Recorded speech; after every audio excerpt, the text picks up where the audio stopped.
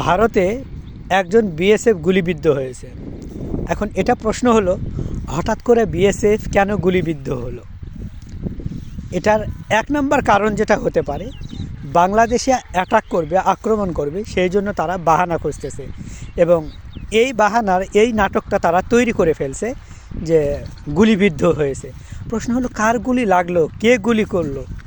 প্রশ্ন থেকেই যায়। কিন্তু আসলে ভারত বাংলাদেশে আক্রমণ করবে বলে অনেক দিন ধরেই তারা এক একটা করে অজুহাত খোঁজার চেষ্টা করছে, কিন্তু যখন কোনো অজুহাত পাচ্ছে না, যখন কোনো অজুহাত আক্রমণ করবে এমন কোনো অজুহাত পায় না, তখন তারা নিজেরাই এমন নাটক তৈরি করেছে।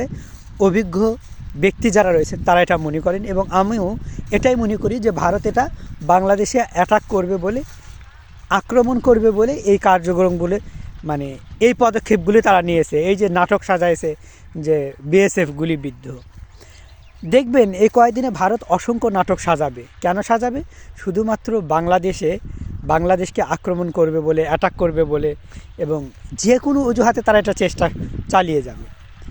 আর সবচেয়ে ঘাটের মরা আমাদের ডক্টর ইউনূস। এই ঘাটের মরাকে নিয়ে আমার আর বলার কী বলবো, এটা ঘাটের মরার মতোই বলবো।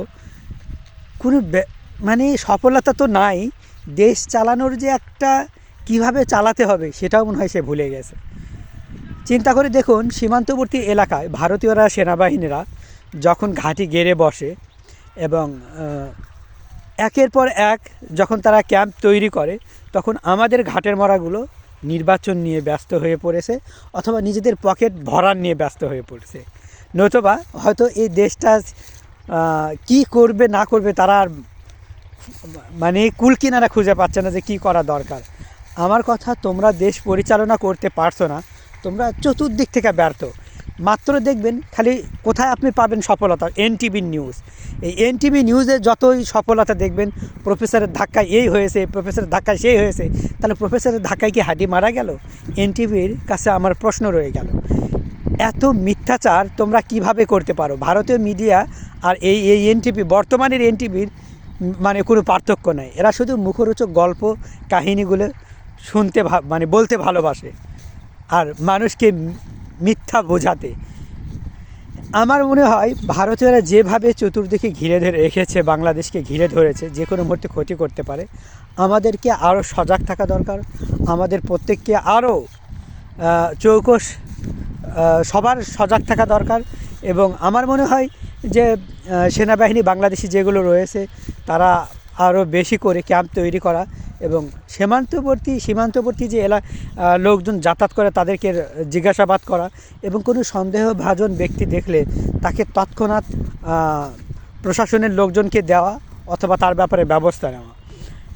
এই যে ভালো করে যদি আমরা খেয়াল করে দেখে থাকি, ভারতীয়রা যত কিছু করতেছে এক দীপু হত্যাকাণ্ড, মানে দীপুকে কেন্দ্র করে, অথচ ভারতে কত মুসলমান মারে, কত মানুষ মারে, সেই ব্যাপারে কেউ একটা মুখ পর্যন্ত তারা খোলে না। এবং জয় শ্রীরাম বলাকে কেন্দ্র করে কত মুসলমানকে হত্যা করছে এই ভারতীয় হিন্দুরা, সেই ব্যাপারে সবাই নীরব, কেউ কোনো কথা বলতেছে না। এবং বিশেষ করে বলতে গেলে আমাদের বাংলাদেশের কোনো মানুষ আমরা নিরাপদে নাই।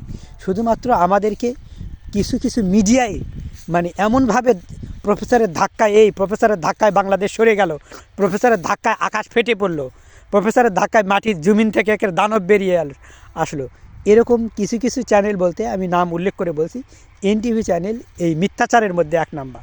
মানে তাদের এই নিউজগুলি যদি দেখো, মনে হবে যে পুরা পৃথিবীই যেন বাংলাদেশ পেয়ে গেছে, অথচ বাস্তবে যদি ভালো করে খেয়াল করে দেখো, ঠন কিচ্ছু নাই, না এধার কা না ওধার কা, এবং কোনো মতেই বাংলাদেশ চালাতে সক্ষম নয় ডক্টর ইউনূস সাহেব।